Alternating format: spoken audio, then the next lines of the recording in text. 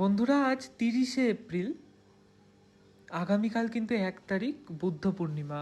আর ওই প্রতিমাটার কথা ছিল আজকে শেষ করার, কিন্তু দুর্ভাগ্যবশত বাঁকুড়ার বাস আপাতত চলছে না। ভোটের জন্য ডিরেক্ট কোনো বাস নাই, দুর্গাপুর ভেঙে বাঁকুড়া যাবে। তো যাই হোক, সেই জন্য ওই প্রতিমা ডেলিভারি পসিবল হলো না। আর ওই জন্য আমি প্রতিমাটা নিয়ে বসিও নি। 10 তারিখের পর যখন বাস দেবে তখন সেই বাসে আমি ওই জগদ্ধাত্রী প্রতিমা চাপিয়ে দেবো বলে ওটা ওয়েটিং লিস্টে থাকলো। এখন তোমরা দেখছো সৌরভদার জন্য এই সরস্বতী প্রতিমা সাজিয়ে রাখার জন্য সৌরভদা মোটামুটি 1.5 মাস আগে অর্ডারটা করেছিল। মাটির কাজ প্রায় শেষের দিকে হয়ে গেছিলো, কিন্তু ওই আমার খুঁতখুঁতে স্বভাব, পেছন দিককার হাতগুলো একদমই আমার ভালো লাগছিল না। আমাদের বাঁ দিকের হাতটা ছোট লাগছিল, আর আমাদের এই ডান দিকের যে হাতটা তোমরা এই মুহূর্তে ভাঙতে দেখলে, এই হাতটা যখন আমি বিনা ধরছিলাম সামনের দুটো হাতে দেওয়ার জন্য, বিনার পিছনকার অংশে পুরো পেছনের হাতটা গার্ড করে দিচ্ছিল। এবার তোমরা অনেকেই জানতে চাও যে ভাঙা ঠাকুর কী করে রিপেয়ার করো, বা ভেঙে যাওয়ার পর কী করে সেটাই রিপেয়ার করো। তো আজকে তার ভিডিও, ভালো করে ভিডিওটা শেষ অবধি দেখো, তোমাদের খুব ভালো লাগবে হয়তো। দেখো, এই বিনাটা কিন্তু আমি অলরেডি করে ফেলেছিলাম, কিন্তু এই বিনার আমার যে ভুল হয়েছে সেটা হচ্ছে পেরেক মারতে ভুলে গেছিলাম আর কি। তো যার জন্য পেরেকটা যখন ঠুকে আমি পদ্মর সাথে সেট করতে গেলাম, পুরো বিনাটা কিন্তু ভেঙে চুরমার হয়ে গেল। কারখানা গেছিলাম, আর কারখানা একটা ছোট্ট করে এই বাঁশটার মাথায় একটু খড় বেঁধে নিয়ে এলাম, আর খড়ের ওপর কিন্তু আমি মাটি জড়িয়ে দিয়েছি। এটাতে করে তোমার যখন আমি পেরেকটা মারবো 6 ইঞ্চি মতো, সেই পেরেকটা কিন্তু ভালো করে ধরবে।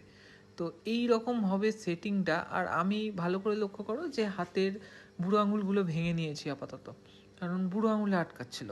তো এই রকম সেটিং রেখে আর কি ওই পদ্মর টাটির সাথে আমি কিন্তু বিনাটা আটকাবো। তো এই দেখো, পেরেক মেরে দিয়েছি আমি, দুটো পেরেক মেরেছি, ভালো করে দেখো, ক্রস কাটটি করে দুটো পেরেক মেরেছি, এটাতে কিন্তু টাইট হয়ে গেছে।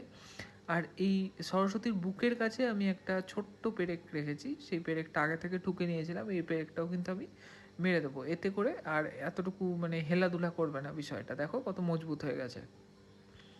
এবার মজার বিষয় দেখো, হাতের চেটোগুলোও আমার যেন ঠিক বিনা সেট করার পর মনে হচ্ছিল বিনা থেকে দূরে দূরে হয়ে আছে, সেই জন্য আমি কিন্তু চেটোগুলো বিনার কাছাকাছি নিয়ে যাচ্ছি ভেঙে। 10টা 1 30শে এপ্রিল। এবার এই চেটো দুটো আমার কিন্তু ঠিক করার পালা। খুব ভালো করে নোটিস করো, আমার ঠাকুরের মধ্যে কিন্তু কোনো রকম কোনো তার কাঠি এগুলো আমি একদমই ইউজ করি না, শুধুমাত্র এই জন্য যে পরে আমার ভাঙতে সুবিধা হবে। যদি কোথাও মনে হয় যে আমার ভুল হচ্ছে, তাহলে কিন্তু আমি ভেঙে সেটা ঠিক করে নিতে পারবো, যেটা ভেতরে তার বা কাঠি ভরে রাখলে কখনোই সম্ভব না। এই চেটোটাও একটু যদি এরকম করে তোমার ভেতর দিকে লাগায় তাহলে বেশি ভালো লাগবে। সব্যসাচী স্যারের গলায় গল্প শুনছিলাম, সত্যি মার্ডার কেসগুলো। আর দেখো কি করে আমি সেটিং করছি বিষয়টাকে। ভালো করে আগে ওই ভাঙা জায়গার ধুলোগুলো ঝেড়ে নিয়েছি, দিয়ে একটু জল দিয়ে ভিজিয়ে নিয়েছি বিষয়টাকে, এবং সেটা শুকিয়ে যাওয়ার পর যখন কাটা অংশগুলো পরিষ্কার হয়ে গেছে,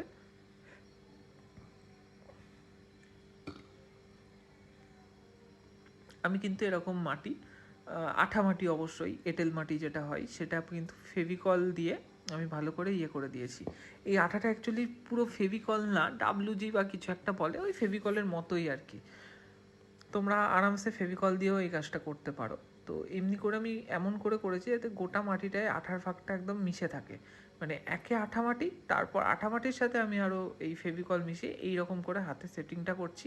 প্লাস তোমরা দেখো, হাতের ওই অংশটুকু কিন্তু আমি অ্যাকচুয়ালি মাটি দিয়ে বাড়িয়েও নিলাম, মানে হাতটা না হলে খুব ছোট লাগছিল পেছন থেকে, পেছনের হাত খুব ছোট লাগছিল বলেই আমি এতটা করলাম। এটা এক মাটির সময় অত বোঝা যায়নি, যখন দোমাটি করে হাতগুলো মোটা হয়েছে তখন হাতের দৈর্ঘ্যটা আর কি কমে গেছিলো। সেমভাবে এই হাতটাও আমি একটু বাড়িয়ে নেব, প্লাস তোমার চেটোটা জয়েন্ট করব। এক হাতে ফোন ধরেই কাজটা করছিলাম, একটু সময় ছিল বুঝতেই পারছো, আর আমি একটু ভালো করে ভিডিও করতে করতে কাজটা করছিলাম। এমনি করে কিন্তু আমি সেম প্রসেসে চেটো লাগিয়ে নিয়েছি। তো আজকে সকালে রিতমদার দোকানের যে লক্ষ্মী গণেশটা তোমরা আগের দিনকার ভিডিওতে দেখলে, ওটা ডেলিভারি হয়ে গেছে, প্লাস সিদ্ধার্থদার বোম্বে যাওয়ার যে দুর্গা, ওটা আপাতত কলকাতার এক ভদ্রলোক নিয়ে রেখেছে। তো তোমরা যখন ভিডিওটা দেখছো মানে শুক্রবার রাত্রিরে হয়তো ট্রেনে উঠবেন বোম্বের উনি, তো সিদ্ধার্থদা পেয়ে যাবে আর কি প্রতিমাটা। তো যাই হোক, ওটা গেল পাস্ট। আর ওই কাজটা নিয়ে আমি অনেক দিন লেটিয়েছি, তো ওটা খুব পেন্ডিং কাজের মধ্যে একটা অন্যতম কাজ ছিল আমার। তো দেওয়ার পর খুব শান্তি লাগছে আর কি। তো যাই হোক, এবার এই সৌরভদার সরস্বতীটা দিতে পারলে মোটামুটি মানে আমার পেন্ডিং কাজগুলো সব দেওয়া হয়ে যাচ্ছে। রবিবার এই সরস্বতী প্রতিমা সকালবেলায় ভাগীরথীতে আমি তুলবো। তো শুক্র শনি 2 দিন এখনও টাইম, আজ আর কাল। মোটামুটি মাটির কাজ আমি এখানে শেষ করে রেখেছি। দেখো চেটোগুলো একটু করে ভেঙে আমি যখন ঠিকঠাক করে নিয়েছি তখন কিন্তু পুরো লুকটাই চেঞ্জ হয়ে গেছে। ছোটোখাটো জিনিস, কিন্তু তার উপর কিন্তু প্রতিমার সৌন্দর্য অনেক অংশে নির্ভর করে। এবার সব থেকে বড় যে কাজটা সেটা হচ্ছে পেছনকার হাতটা জোড়া। পেছনের হাতটা আমি ভেঙে দিয়েছি একদম গোড়া থেকে। তো মেনলি বাজুটা জুড়বো, আর হাতের চেটো আর হাতের পাতা আমি আগেরটাই রাখবো।